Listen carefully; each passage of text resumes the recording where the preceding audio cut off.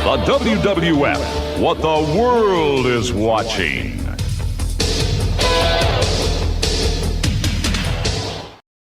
Turn it on and rip the knob off.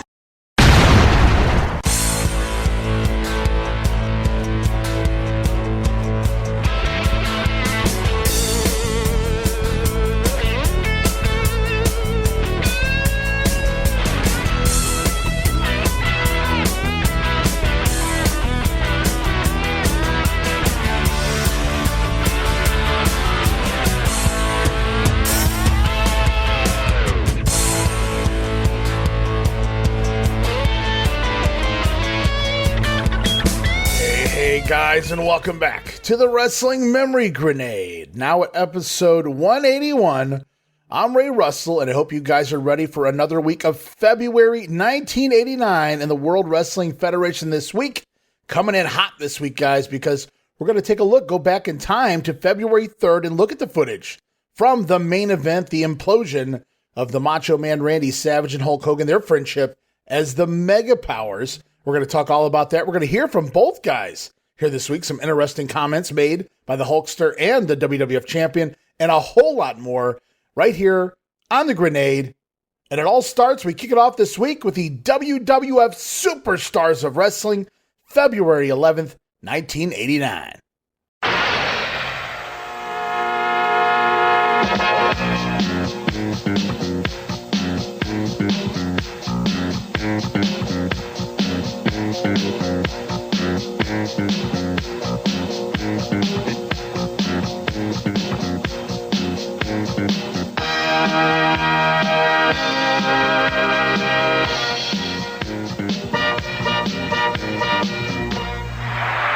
All right, and away we go. WWF Superstars, February 11th, tape back January 24th, 1989, Tucson, Arizona, the convention center there in Tucson. New set of tapings. How about that?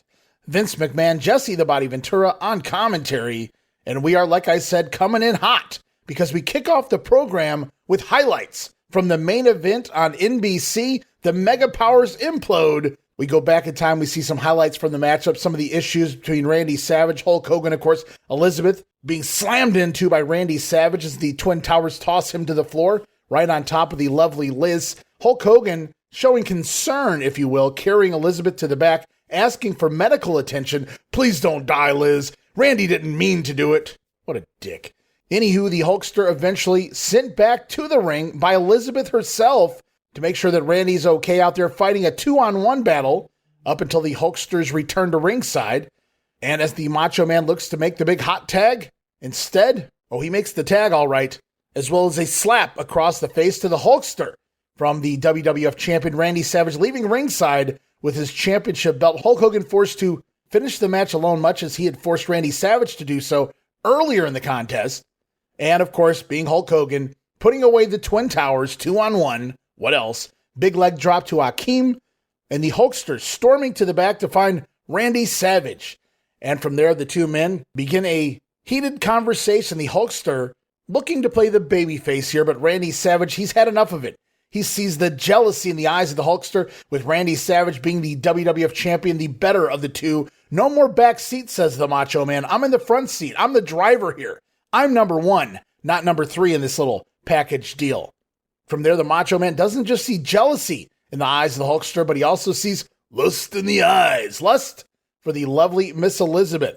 And while the Hulkster looks to Liz for her to talk some sense into Randy Savage, it's the Macho Man who blasts Hulk Hogan upside the head with his championship belt. Randy Savage on top, beating down the Hulkster.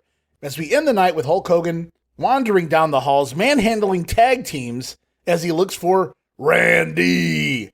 And we conclude the main event. Needless to say, the Mega Powers are no more. And right now we go off to Update and Mean Gene Okerlund. In regards to this entire Mega Powers situation, Gene wants us to know Elizabeth is doing okay, folks, and she'll be back very soon. As we go off now, Mean Gene conducting an interview recorded immediately after the main event with the Hulkster. From the pages of the World Wrestling Federation magazine, here's Update. All right, that footage from the main event just over a week ago in Milwaukee, Wisconsin. It was billed as the greatest tag team event ever. What a strange turn of events.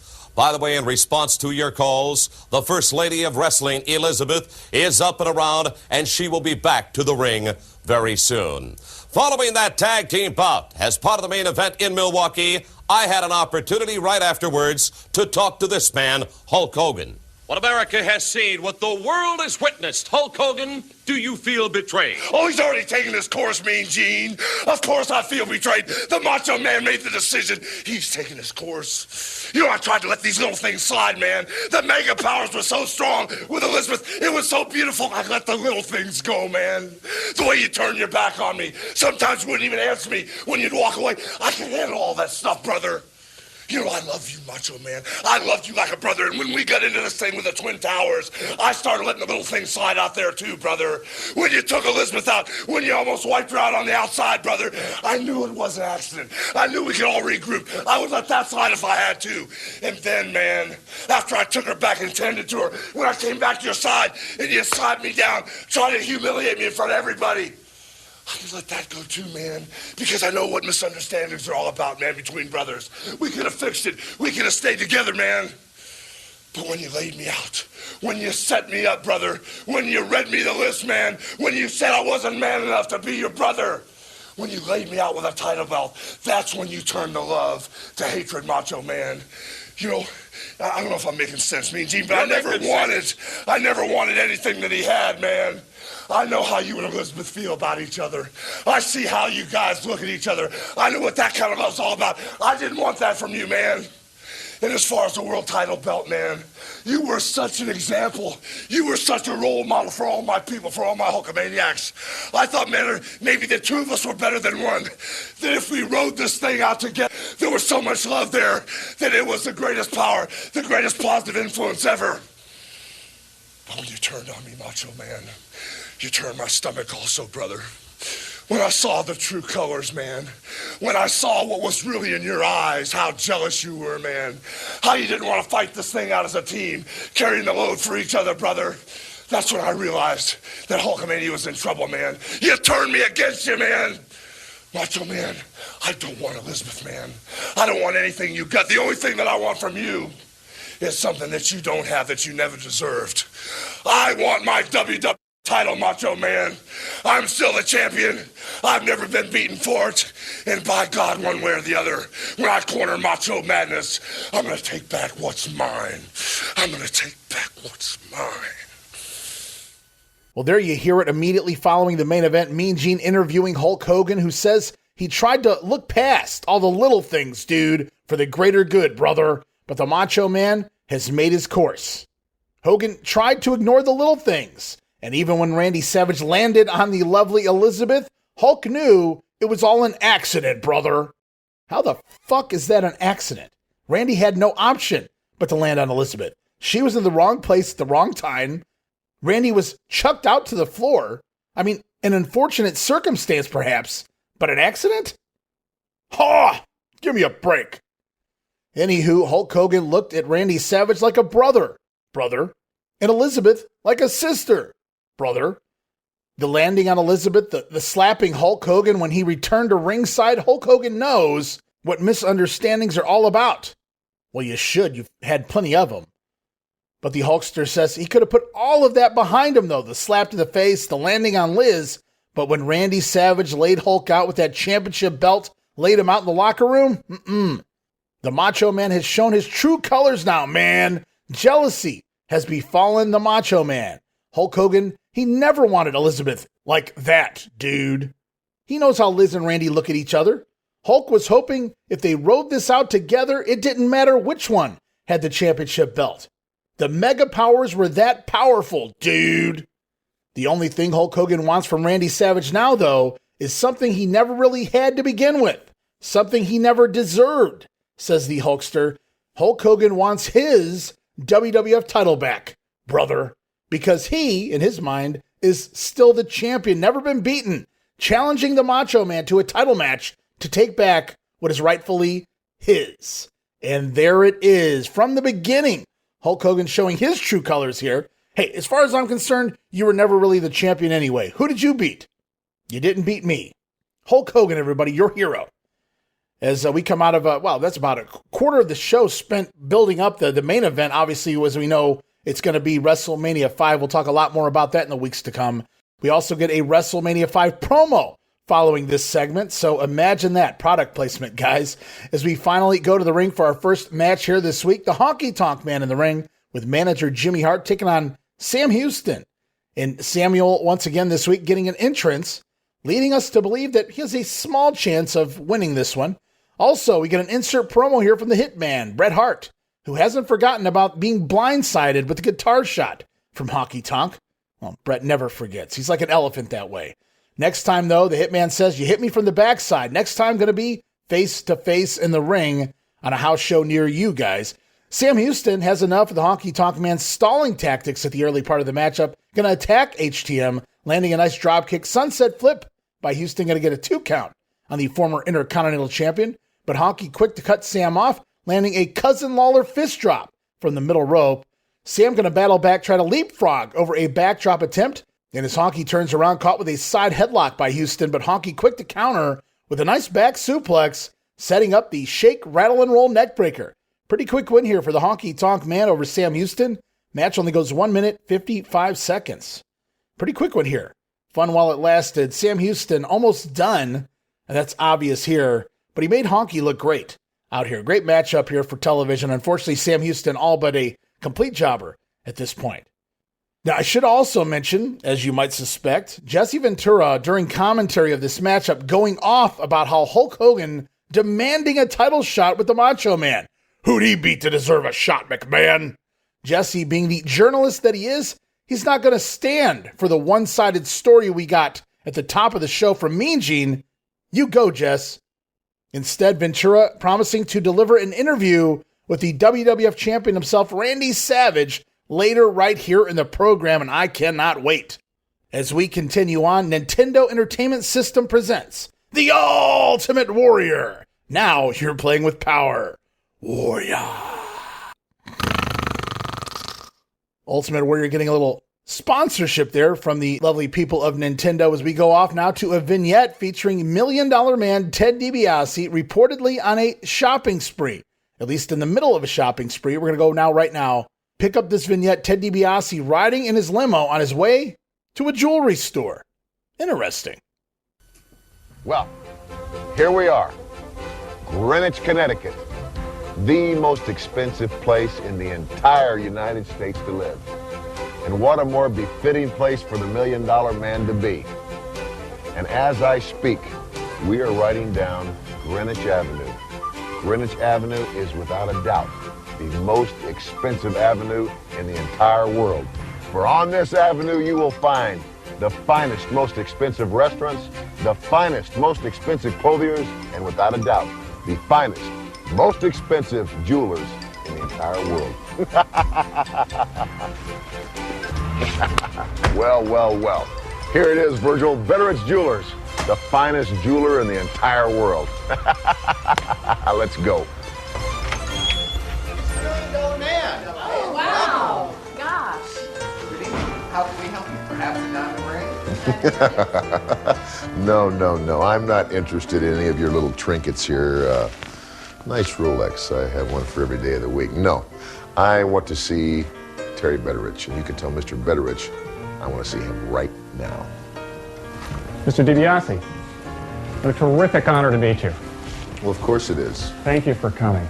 We've closed the shop. I have my entire staff at your disposal, and how can we help you?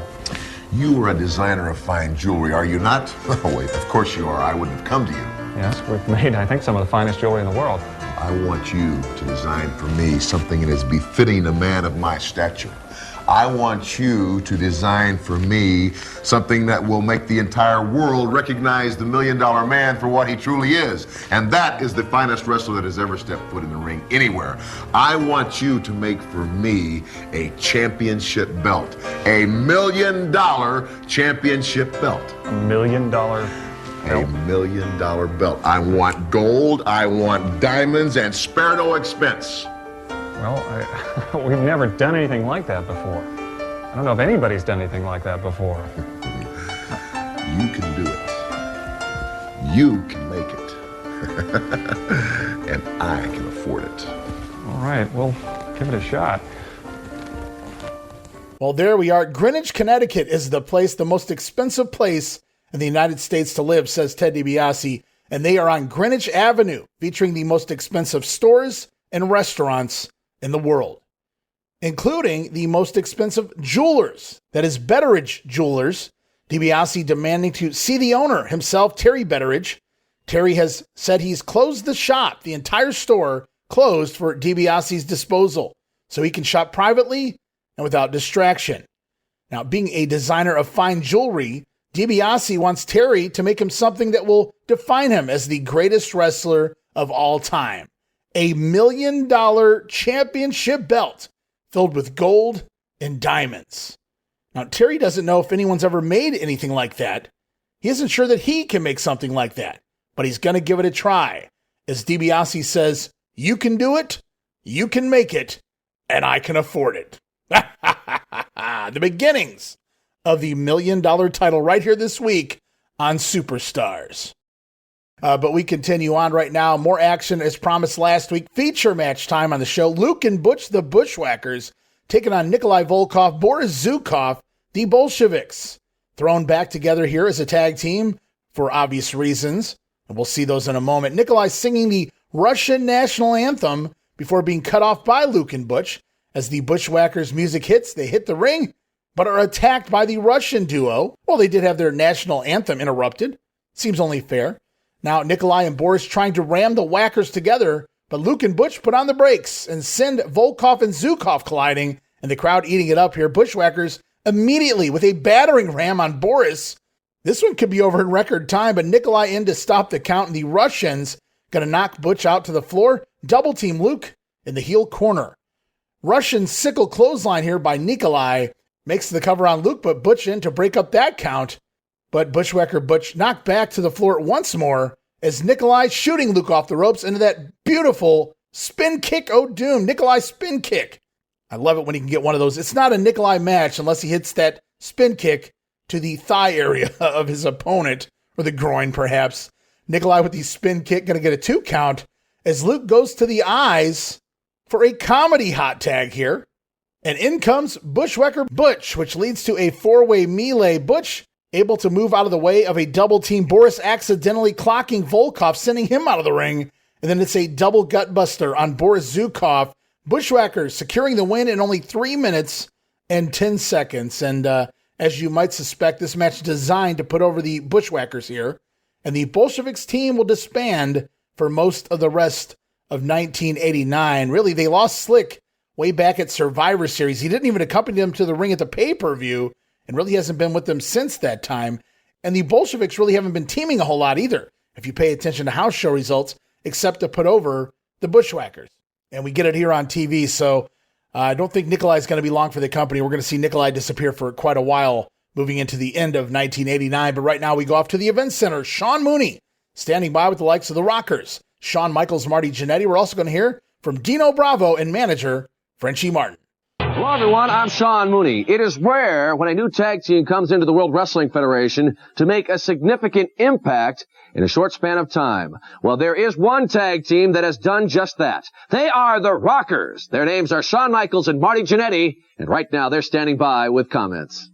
You know, the Rockers have been faced with the best that the World Wrestling Federation has to offer, and we've gone through them all. But there's one team, the Brainbusters, that's been a thorn in our side. You know something? We came out trying to have professional wrestling matches with you two guys, but you didn't want it that way. You wanted to fight. Well, I tell you what, the Rockers are going to match you punch for punch, move for move, and we're going to settle this thing once and for all. That's right. You know, you came out here telling everybody you was a cock of the walk, and that you was going right to the top, but you stumbled on your first step with the Rockers. And it's not going to be any different wherever we meet. If you want to fight, we'll fight. If you want to wrestle, we'll wrestle. It doesn't make a difference to us because we got the same goal, to climb the ladder to the top. The Brainbusters, if you think you're going to walk over us, you got to pack a lunch because it's going to take more than one night.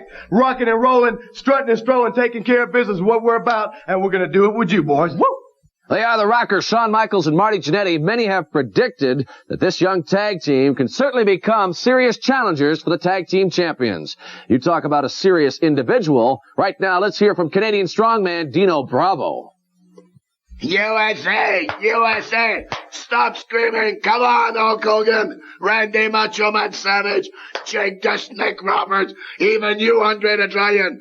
There's nobody that's gonna come close to the world's strongest man, and so far, nobody has come close. You know, I've established I'm the world's strongest man. I want to establish in 1989 I can utilize their strength to beat everyone in the World Wrestling Federation.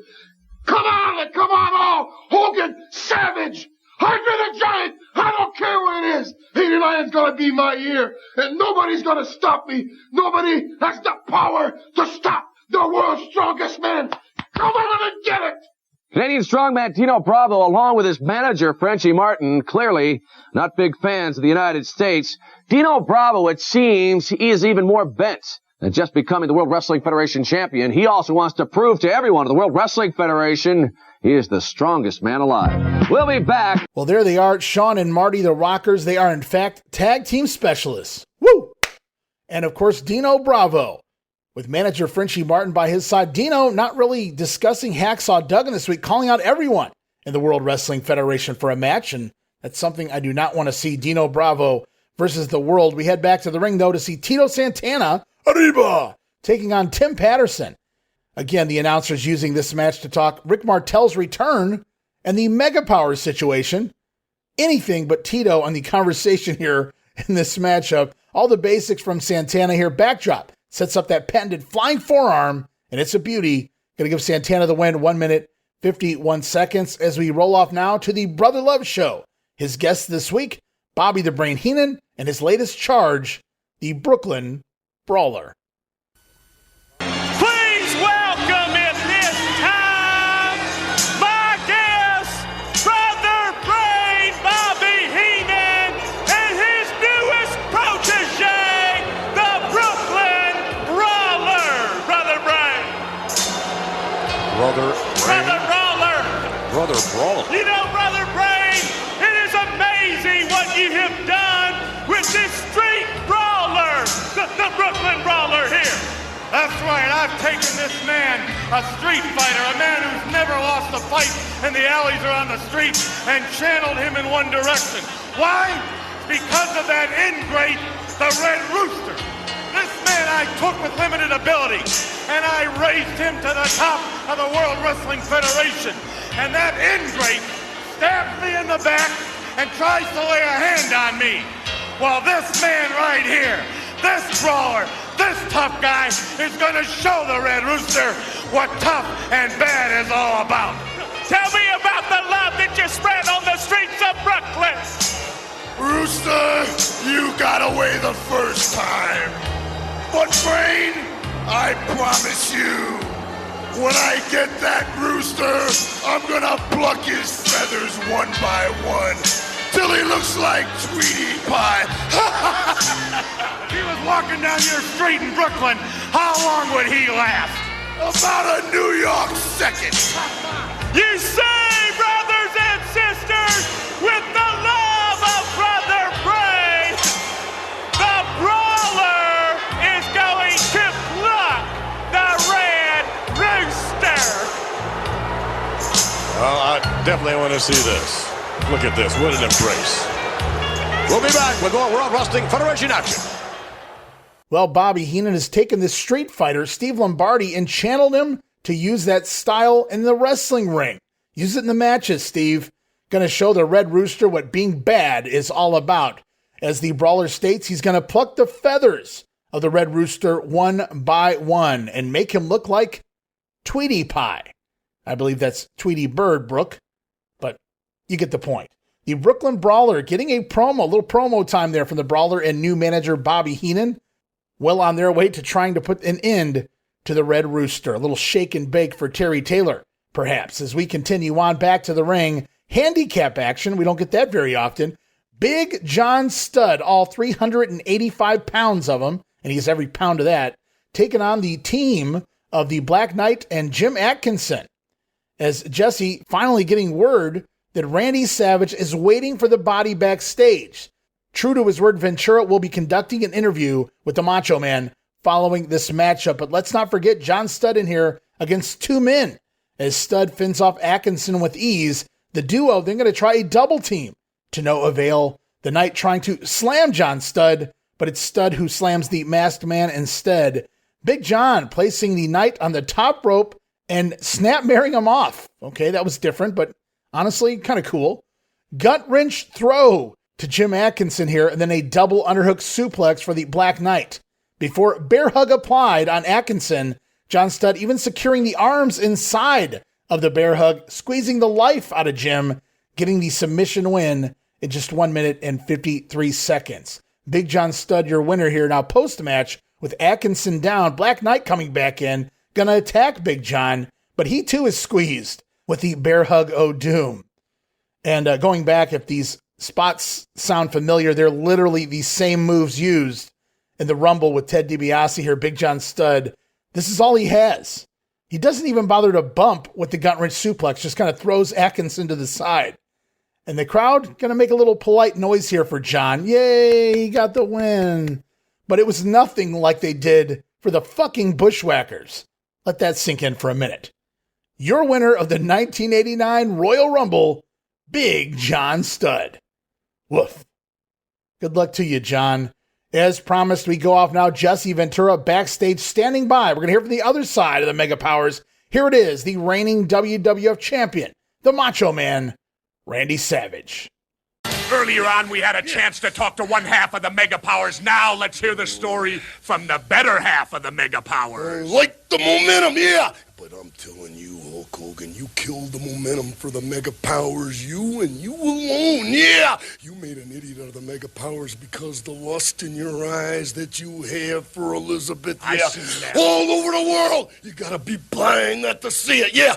You're gonna have to be blind not to see Macho Madness. Yeah, the momentum that I have will not be stopped by you especially, because you ain't got the character, you ain't got the guts. But now he says he wants a World Wrestling Federation Championship match with the Macho Man Randy Savage, huh? You asked the question. You got the guts up, yeah, but your back's against the wall. But I'm thinking that I'm thinking You know, Jesse, Macho, yeah. I seen the lust in his eyes when he'd look at Elizabeth. I'd see the envy deep down in his gut every time you strapped on that World Wrestling Federation Championship belt, Macho Man. But he's posed the question. He wants to know, will you put the title on the line against Hulk Hogan, Macho? My answer, Hulk Hogan, is that I am going to think about it, yeah. Oh, yeah, think about it, yeah. Sounds good to me, Hogan. You think about it because Macho gave you no answer. Well, we heard from the other half of the Powers, Hulk Hogan. Now we hear from the better half. So says the body. Macho Man talks the lust in the eyes of a Hulk Hogan. You'd have to be blind not to see it. Jesse saw it too, he says, as Hulk Hogan doesn't have the character to beat the Macho Man for the WWF title. The body mentioning Hulk Hogan's challenge from earlier here today, challenging the Macho Man for a title shot. Randy Savage's answer? He needs time to think about it. Sounds good to Jesse? Sounds good to me. The story continues to be awesome, with every piece in place. Randy Savage making us wait yet another week for an answer. Will he, won't he? Will he accept the challenge laid out by Hulk Hogan, which will no doubt keep us all in tune right here next week. Great job there done by everyone, including the bookers, as we have one more match this week on Superstars featuring Brutus the Barber Beefcake taking on Sid Sharkey, as Jesse can't wait for the day that the Barber loses a match and gets his hair cut.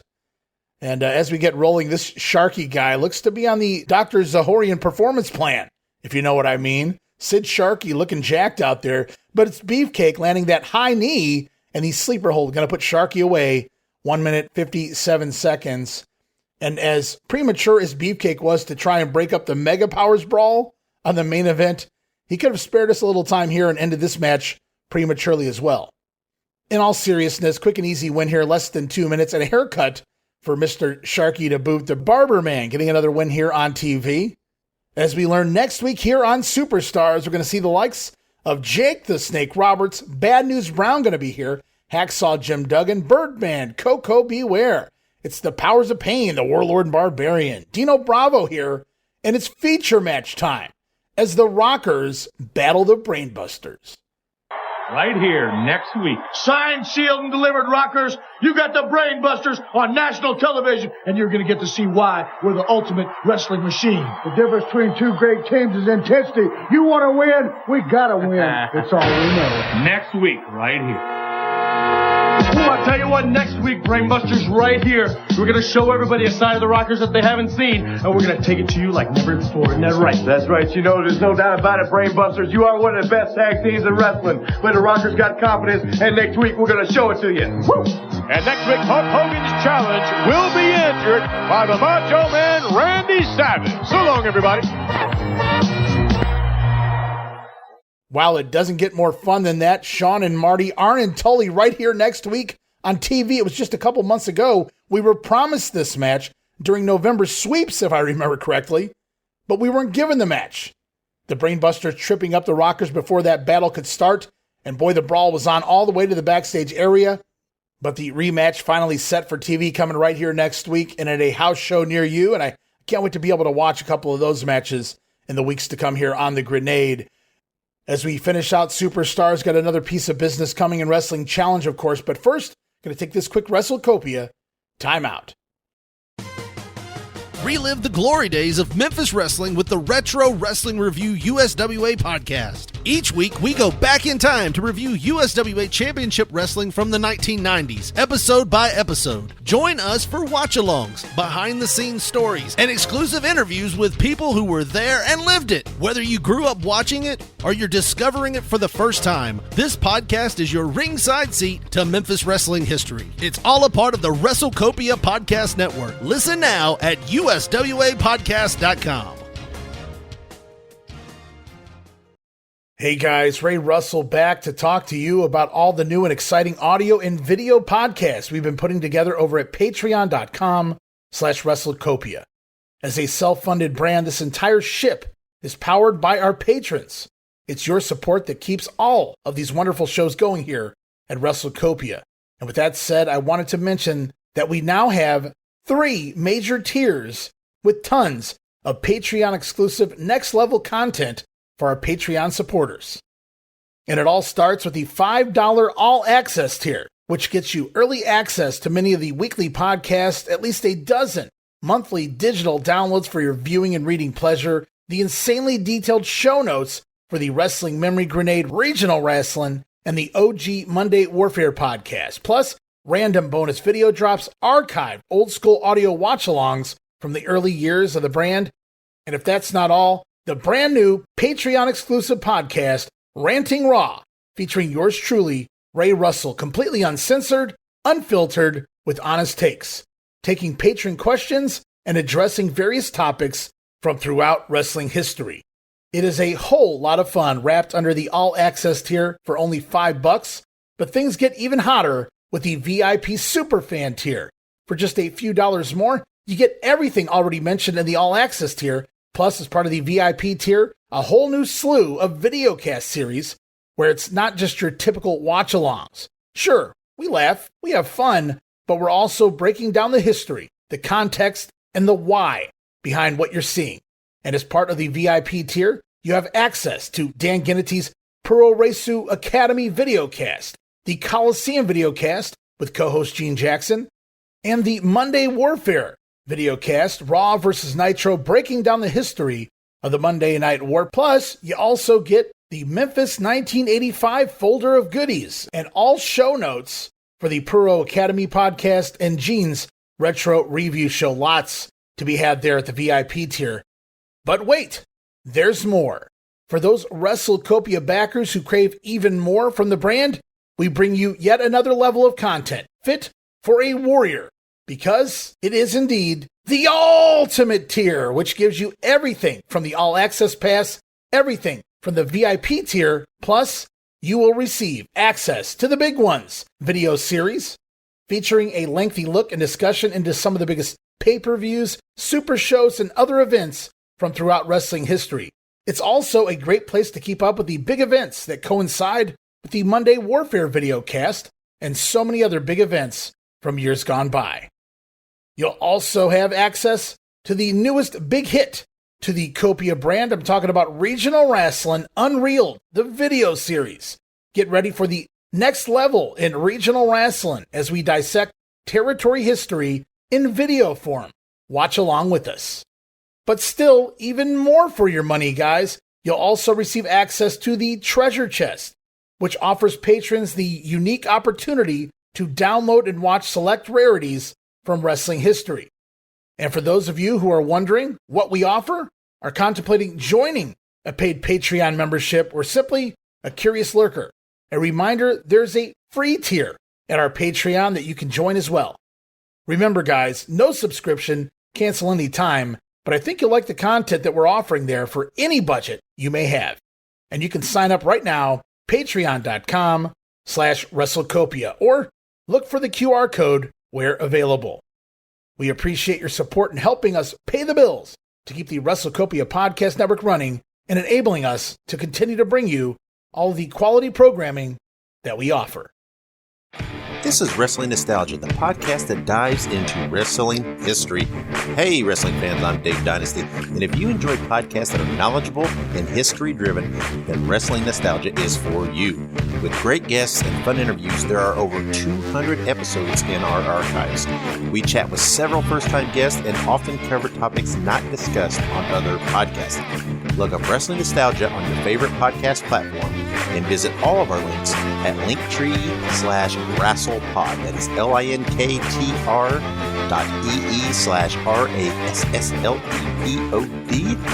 And remember, wherever you go, whatever you do, be good, be safe, and keep on growing. All right, we be back. It is time, guys, for the other half of the weekend, talking about WWF Wrestling Challenge, February 12th, 1989.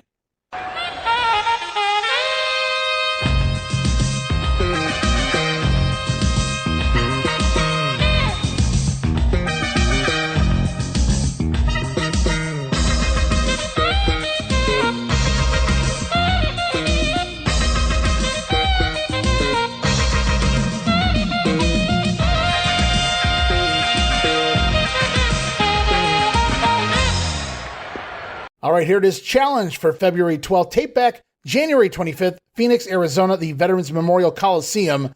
Bobby Heenan, Gorilla Monsoon on commentary, per the usual. And to the ring, we see Shawn Michaels, Marty Jannetty. Just talked about those guys a little bit ago. The Rockers taking on Ross Browner and Dangerous Danny Davis. So Davis now relegated to teaming with jobbers. We do get an insert promo here from the Rockers, warning the Brainbusters when they step in the ring next week, it won't be a wrestling match. It's going to be a knock-'em-down brawl with the Rockers coming out on top. Woo! All right, the Rockers looking forward to their matchup with Arn and Tully next week, as am I. Meanwhile, they have a match this week against Browner and Davis. Danny Davis going to start this one, having some words for Shawn and Marty, but takes a quick double backdrop for his troubles from the Rockers, and the tag team specialist double dropkick, catching Browner snoozing on the apron, sending him off down to the floor, and another double dropkick going to take Danny Davis outside as well. The Rockers on fire here this week. We even get an instant replay of the entire sequence. It's always fun to watch a Rockers tag team sequence. So nice. They show it here twice. Browner's turn as he tags into the matchup. Doesn't fare too well here against Shawn and Marty. So the heels going to try to double team Jannetty, but Marty going to cartwheel around a double backdrop attempt. And in comes Shawn Michaels for a pair of Rockers stereo swinging neck breakers on their opponents. Then it's Shawn. Flying splash off Marty's shoulders. Going to get the win. 3 minutes and 25 seconds. Danny Davis standing on the sidelines as Browner does the job. Notice no Jimmy Hart here this week for Dangerous Danny, who is now relegated to a jobber, much like Sam Houston. And those guys' worlds will be changing here over the next month or so. So stay tuned for that. But right now we go off to a special interview up on the platform conducted by, oh my word, Lord Alfred Hayes here this week. No Mean Gene at these tapings. It's Lord Alfred, his lordship, with guest, the Red Rooster. My guest at this moment is a cocky young man who might well be the downfall of Bobby the Brain Heenan. Please welcome the Red Rooster.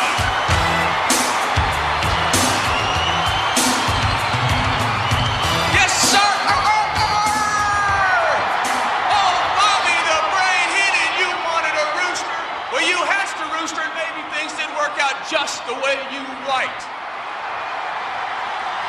you go out and find yourself a new guy, the Brooklyn Brawler.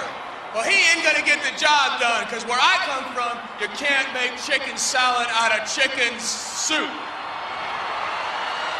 So, Brawler, I'm gonna send you back to wherever you came from, and then I know each and every one of the family members are gonna jump in line to protect you, Weasel. Well, I can't wait for the chance, because I promise all you people, I promise myself, and I promise you, Weasel, sooner or later I'm gonna get my rooster talons into that weasel hide of yours right next to that chicken heart. When I do it, all the people in the barnyard are standing there going, cock-a-doodle-doo! Weasel, you'll be the one. They're laying the biggest egg of them all. Well, you can certainly do that. I like the Rooster. We're going to be seeing a lot more of him. We'll be right back with the main event highlights. Punk. So they give Alfred a chance to conduct an interview, and it's with the Red Rooster. I can hear Mean Gene in the back right now. You want me to interview who? Ha! You gotta be kidding me. And Terry Taylor, for some reason, stands 2 feet away from his lordship for the entire promo, forcing Alfred Hayes to outstretch his arm for the entire interview, which lasts all of 1 minute. I shit you not, guys. Terry Taylor starts off with a half-ass crow. He didn't even try, guys. Then about midway through the promo, he gives out a cock-a-doodle-doo. But finally, as he ends the interview, he's going to give it the old college try. And we get what may be our very first from the Red Rooster here. As for the promo, not much to it. Looking to sink his talons into Heenan's weasel hide. And all his barnyard friends will be in celebration when he sends the brawler packing and continues his way through the Heenan family until he gets to the brain. And he says, Bobby Heenan, going to lay the biggest egg of them all. As the Rooster struts off the platform, man, say what you will, but if you listen to the crowd at this very moment, the Red Rooster character is over. The story is over. Great response from the crowd. But as you guys heard there, we now have him crowing and making stupid rooster references, barnyard references, and soon the dreaded red hair of doom. So Terry Taylor, if the Red Rooster was going to get over, not for long, pal. As we continue on, we get highlights once again from the main event, the implosion, what will lead to the explosion at WrestleMania of the Mega Powers. Mean Gene interviewing the Macho Man. It was Jesse Ventura interviewing Savage on Superstars. Here it's a Mean Gene interview, much of the same. Randy Savage stating he saw jealousy in the eyes of Hulk Hogan for his title, Lust in the Eyes, for the lovely Elizabeth. But Savage also saw fear in the eyes of the Hulkster. Yeah. The showboating, the hot dogging. Savage will think about giving Hulk Hogan that title shot. Reiterating what he told Jesse on Superstars here on Challenge, Mean Gene much of the same. As we go back to the ringside, fabulous Rougeaus brothers in tag team competition, manager Jimmy Hart by their side, taking on Frankie Valdez and Ricky Ataki. And to begin things, Raymond Rougeau going to insult Valdez with a big slap to the face, and the distraction allows Jacques Rougeau to come in from behind, blasting Frankie down to the mat. Fast tags, great tag team work here by Jacques and Raymond. Jacques going to get a little too cocky, though, and Valdez reversing an Irish whip into the job guy corner. Jacques in the wrong side of town here. Ataki landing a knee to Jacques, taking him down to the mat, and Ricky Ataki climbing to the top rope. Ataki flying leg drop, but nobody home. Jacques out of the way. Nice drop kick from Jacques Rougeau sets up the Rougeau bomb on Ricky Ataki, putting him down. Rougeau's going over. 2 minutes, 52 seconds. Fun little finish there from Jacques and Raymond as that beautiful music begins to play. We hate that long hair look, we like that freckly look instead. We're all American boys. All American boys. We're all American boys. All American boys. We don't like All American boys. As we go off now to the event center, Sean Mooney standing by with the likes of the Mighty Hercules and the Outlaw, Ron Bass. But right now, And the WWF Event Center.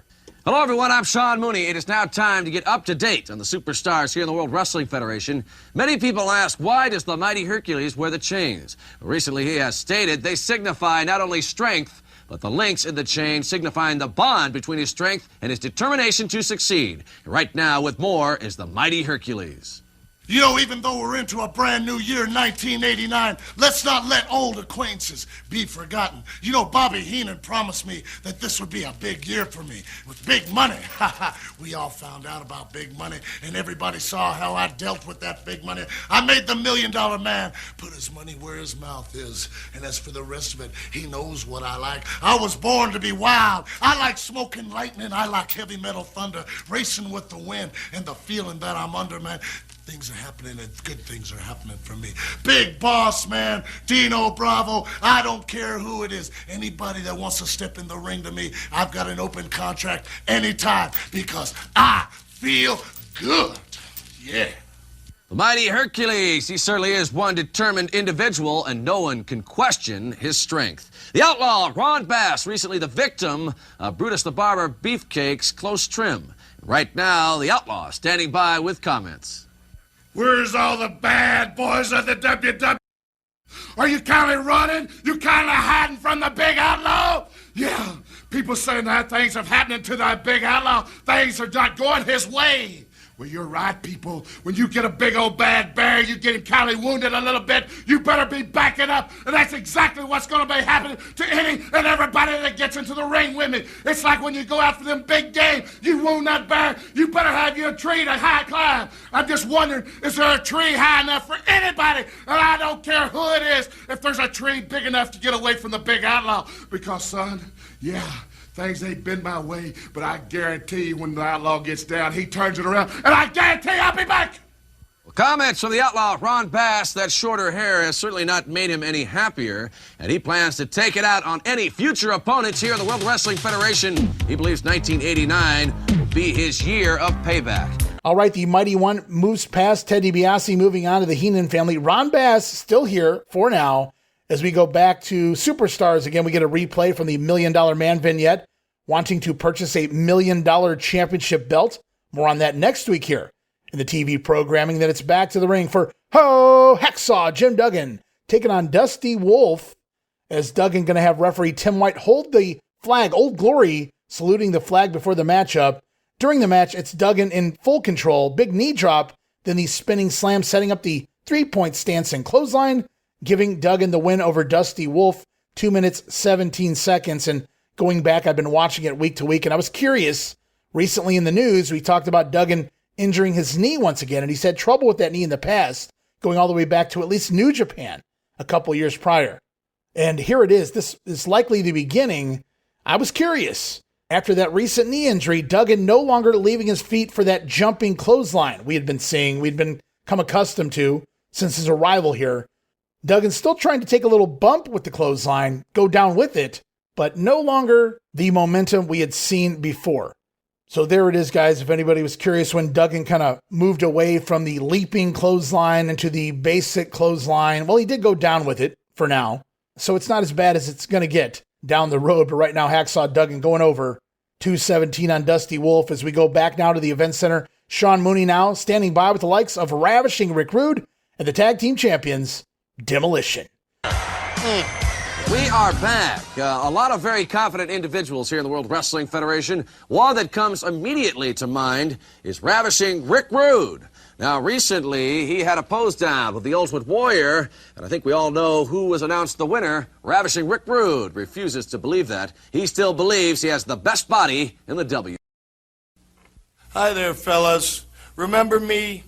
If you don't, just go into the kitchen, get your old lady out, and she'll tell you who I am. She'll tell you I'm the sexiest man alive, Ravishing Rick Rude. And how do I know this? Not just because your old lady tells me this, but because I put the Ultimate Warrior to shame in the Super Pose Down.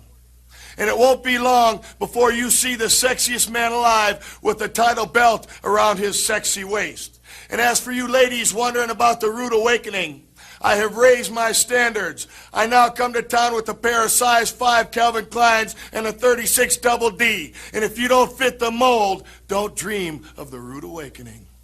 Comments from ravishing Rick Rude, quick to list his attributes, which include not only having the best body in the World Wrestling Federation, but let's not forget the sexiest man alive. Axe and Smash of Demolition, the tag team champions, and they intend to stay that way.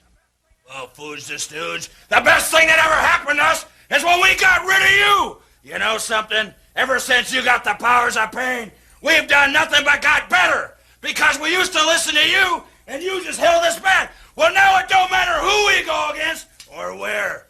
We're ready at all times. You know, when we won these championship belts, we knew we'd have to defend them against the powers of pain. Now you've got the Bushwhackers. You've always got the Ragu sisters lurking around the corner. You got the Brain Busters, the Heart Foundation, the Twin Towers. You know, fellas, it really doesn't matter. Because when you're on top of the mountain, everybody's gonna climb up. And when you stick your nose over the end, boom! We're gonna knock it off! Axe and Smash of Demolition, the World Wrestling Federation Tag Team Champions, with a very intense warning for all their future opponents here in the World Wrestling Federation. One tag team in particular, the Powers of Pain, along with Mr. Fuji. More action on the way. Stay tuned. Rick Rude vowing to take the IC title belt from the Ultimate Warrior. Also mentioning he has upped his standards on the Rude Awakening Kiss. You gotta be at least a 36 Triple D? My goodness, ravishing Rick Rude. Meanwhile, the tag team champions Axe and Smash Demolition, the best thing they ever did was leaving Fooge the Stooge Demos on a collision course with the Powers of Pain. As we go back to the ring, Cowboy Scott Casey taking on Mr. Perfect. Kurt Hennigan here sending Casey outside early on. Playing to the crowd is Mr. P. Back in the ring, nasty chop by Kurt Hennig, but only wakes up Casey. Scotty firing back series of shots, but runs into a perfect boot in the corner, and while stunned, Kurt Hennig slapping on the perfect plex to get the quick win, 1 minute and 45 seconds. Wow, shocker. Shortest match on the show, and one of the more credible opponents is Scott Casey. I guess that's just how good or perfect Kurt Hennig is. Scott Casey, one of the handful of men we've been talking about, Sam Houston, Danny Davis, Scott Casey on that list, Nikolai Volkov, we've seen a lot of it here this week. Guys who only have a few weeks left on their run here in the ring in the WWF. As we heard from Randy Savage, his response to Hulk Hogan's challenge, so played a little out of order here this week, but we do go back to Superstars. We cut in mid-promo from Hulk Hogan. We saw it in the update segment. We see part of it here again this week on Challenge. Hulk Hogan issuing that challenge to the Macho Man. And of course, as Randy said, he'll let us know. As we close out Challenge this week, the Blue Blazer back in action, taking on Barry Horowitz, and the Masked Man backflipping his way into the ring off the top rope. We even get an insert promo here from the Blazer. He says, "Never mind who I am or where I come from." Owen, the Blazer, plans to prove he's the best in the world. Very bland promo here. I don't know if the Blue Blazer, Owen Hart, I don't know if he had it in him yet to cut a promo or what was going on, but every time he gets a microphone, not that impressive at this point, but he is very impressive in the ring. And these guys, Horowitz and Owen, always have a great match. No different here. Of course, condensed for TV purposes, but great exchange and timing from both ends. Barry going to catch an Owen Hart crossbody, turn it into a backbreaker to take control. Barry going to land a double underhook suplex, but can only get a 1 count as we see Owen sit up with a big smile on his face. Maybe a little rib there. Owen kicking out at 1 on Horowitz. The Blue Blazer going to take back over. Nice drop kick sends Barry out to the floor. Baseball slide drop kick, also sending Horowitz into the steel railing at ringside. Then a suplex back in before the Owen Hart belly to belly, setting Horowitz up for a top rope splash. The Blue Blazer going over 4 minutes and 9 seconds. Good win there for Owen Hart as we got one more event center here this week. Going to go back to Sean Mooney once again. Going to hear from the likes of the Bolsheviks and Big John Studd. Welcome back. Glasnost may have improved relations between the United States and Russia, but there is a tag team here in the World Wrestling Federation that cares absolutely nothing about détente. They are the Russian Bolsheviks, Nikolai Volkov and Boris Zhukov, and right now they are standing by with comments. Let's hear from the big Russians. My name is Nikolai Volkov. Here's my partner, Boris Zhukov. We come from the biggest and strongest country in the whole world, Mother Russia. Here we come in this country not to dance, not to have fun, but to fight. We fight, everybody's staring our way, especially the Bushwhackers. When we come in the Bushwhackers, we go use just for the stepstone to the belts who belong to Demolition now. After we finish with you, we go for the belts. He will be one of the best tag team in the whole world. We're going to be the world champion. We're going to be the best. And after it's all over, we get a champion. We're going to take those belts from the United States right back to homeland. And we're going to say, you Americans, goodbye once forever. Comments from Nikolai Volkov and his tag team partner Boris Zhukov. They are known collectively as the Russian Bolsheviks. They have a combined weight of over 600 pounds. Two extremely large Russians. And you talk about large, there's one man who weighs in excess of 380 pounds. He's Big John Studd. It's been 2 long, hard years of deadlifting, of squatting. 2 long years of getting down on that mat and working on the suplexes, working on the slams, making myself a big, strong wrestler. I came back to the World Wrestling Federation, and the first big event I did was walking up to Bobby the Brain Heenan in front of millions of people. I said, Heenan, you're out. I'm no longer part of the Heenan family. And then I entered the Royal Rumble. This was the challenge. This was what was going to give me the confidence. And I won it. And I won it without Heenan in my corner. Now I have the confidence to step over the top rope and face the likes of Akeem, a Big Boss Man, of Andre the Giant. Anytime, any place, the Stud is ready. Comments from Big John Studd. He plans to make it to the top here in the World Wrestling Federation, and that means becoming the World Wrestling Federation champion. He plans to do just that. He is a giant of a man, 6'9", in excess of 380 pounds, and he just might be able to do it. We'll be back. Well, the Bolsheviks getting interview time. Talk about filler. Big John Studd says, for 2 long years, I've been working out in the gym. I've been working on the body slam, getting stronger each and every week, coming for the Heenan family. Well, I don't know if that's a threat to Bobby Heenan or to us viewers at home. As we learn next week on Wrestling Challenge, it's going to be the tag team champions Demolition in the Ring, as well as King Haku, IC champion, the Ultimate Warrior, also going to be here. Plus, we're going to see Outlaw Ron Bass, Rugged Ronnie Garvin, Luke and Butch, the Bushwhackers, and feature match right here next week on Challenge. Jim the Anvil Neidhart taking on the Honky Tonk Man. And right now, here's some words from these 2 superstars. Jim the Anvil Neidhart, you must be a slow learner, baby, to want this match, because you've never felt this. You never felt the blast from the past like your partner did. I thought you might have learned something from that, Anvil, but apparently you didn't. And next week, yes sir, next week, you're gonna feel it. I'm gonna shake, rattle, and roll you. Right here next week, Honky Tonk Man. It's you and me, face to face. And you can come in, you can do the swim, you can do the shake, you can do anything you want. And I hope you bring that guitar in, baby, because I'd like to use it right on your head like this, baby. All right, so pretty clever booking there. Of course, Neidhart feuding with Valentine, Honky Tonk with the Hitman. So let's flip-flop opponents. The Anvil battling Honky Tonk. Wouldn't be surprised to see if the Hitman or the Hammer get involved in that one. As we begin to close out the grenade, one more piece of business as we go back to Monday night, January 13th, some more WWF Primetime Wrestling.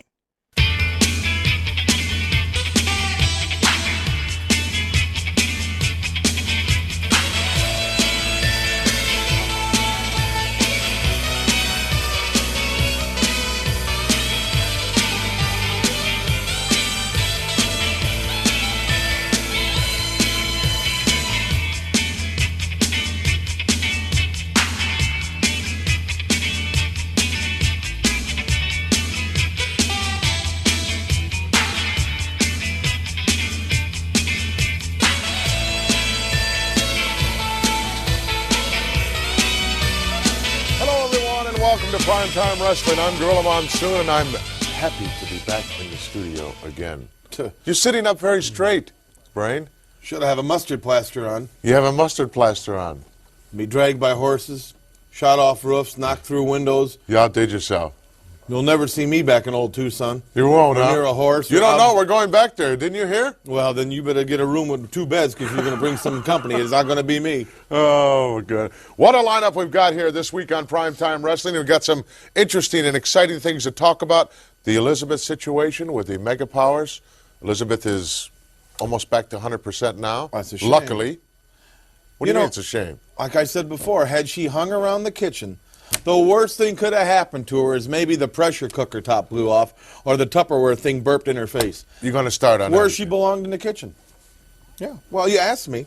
You always had jealousy for her anyway. Yeah, jealousy for her. Because she had the championship and you No, I didn't like the way the World Wrestling Federation and different publications refer to her as the First Lady of Wrestling. She never did nothing. Miss Elizabeth, that's just... Miss Elizabeth, oh, Lady Di. What do you want to be called? Miss Brain?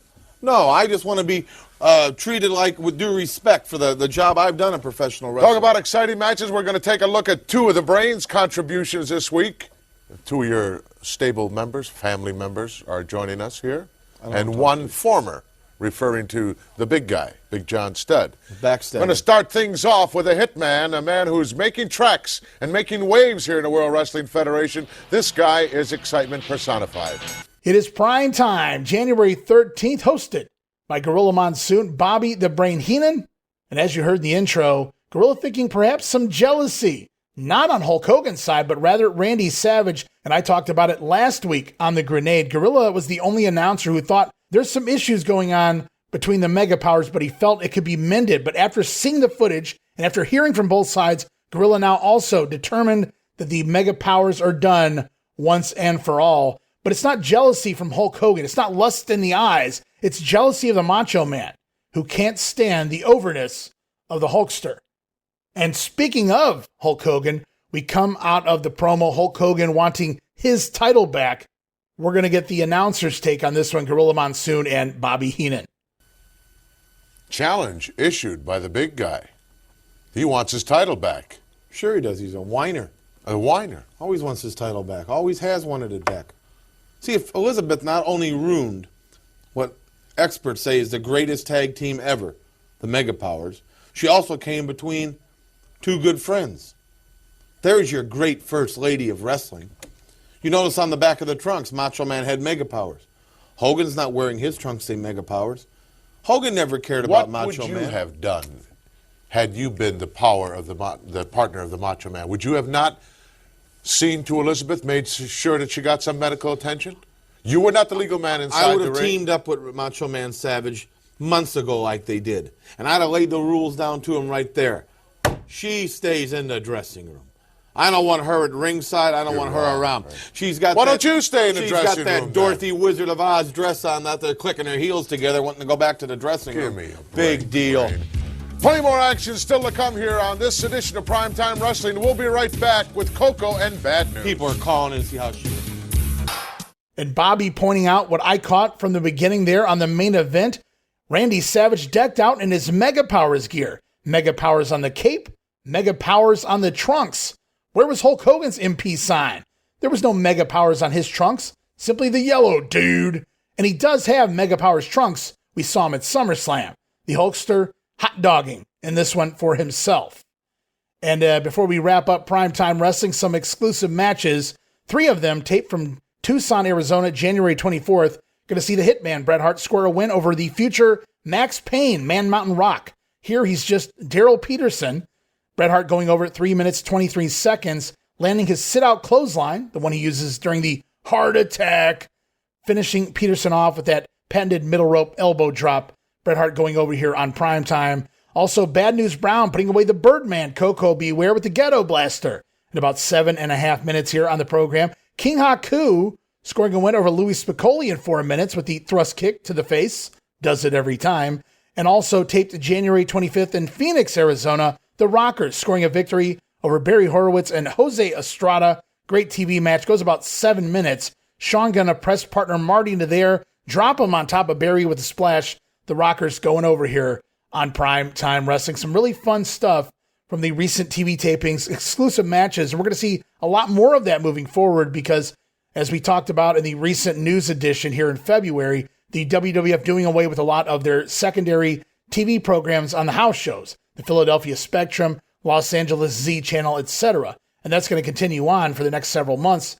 So we're going to see a lot more of these TV taping exclusive matchups in the weeks and months to come here. And don't forget, guys, next week, right here on The Grenade, and next week here in February 1989 world, Primetime Wrestling with a 3-hour special called Face to Face. Going to see a lot of debates between a lot of the talent that are going to be competing against one another at WrestleMania 5, including a debate on the program. We're going to hear Vince McMahon as the moderator as he tries to talk with Hulk Hogan and the Macho Man face to face. We'll see if that happens, and a whole lot more 3-hour special and a whole lot more coming your way next week right here on The Grenade as we continue on February 89 TV. But that's going to do it for this week. Going to wrap up another edition of The Grenade, wrap up another week here in the history of 1989 and the World Wrestling Federation, another week closer to WrestleMania 5. And as promised, I'm sure here next week, we're going to hear from the Macho Man Randy Savage, going to give perhaps an answer to Hulk Hogan's challenge. Will the Macho Man accept the challenge of Hulk Hogan, put his title on the line? Only time will tell as they continue to tell the story here on TV. We also have a big match to look forward to here next week on Primetime Wrestling when Tag Team Champions Demolition battle Mr. Fuji's Powers of Pain. Titles on the line right here on television. These four behemoths going to get it on here next week. But for right now, I encourage everybody to stop over to WrestleCopia.com. Check out all the great podcasts there. Of course, Patreon.com/WrestleCopia. Me and a slew of guests busting our butts to bring you great quality content each and every week. All sorts of video casts, many of them also available in audio form if you guys just like to listen. The Coliseum video cast with Gene Jackson, the Puro Reisu video cast with Dan Gennity covering Japanese wrestling history. The big ones. Most recently covered the main event thanks to guest Gene Jackson stopping in there. We've got another new edition of Monday Warfare, the Battles Within, the video cast version with guest John Paz joining us this week. All of that and so much more going on right now in the WrestleCopia world. So invite everybody to join the Patreon, subscribe, give it a try. You're going to see how much content we truly offer. But for now, going to wrap it up this week. Be back next week. More great February 89 goodness here for 1989 in the World Wrestling Federation. But until then, this is Ray Russell saying from pillar to post and coast to coast, you pull the pin and I'll pick up the pieces right here on the Wrestling Memory Grenade. I'll see you next week. Don't miss it. Be there!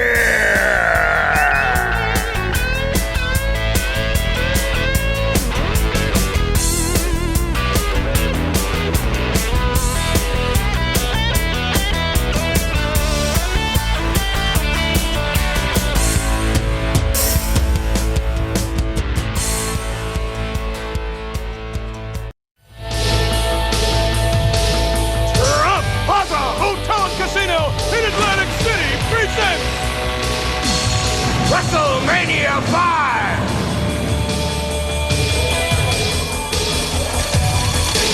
For ticket information, call toll-free 1-800-233-4050.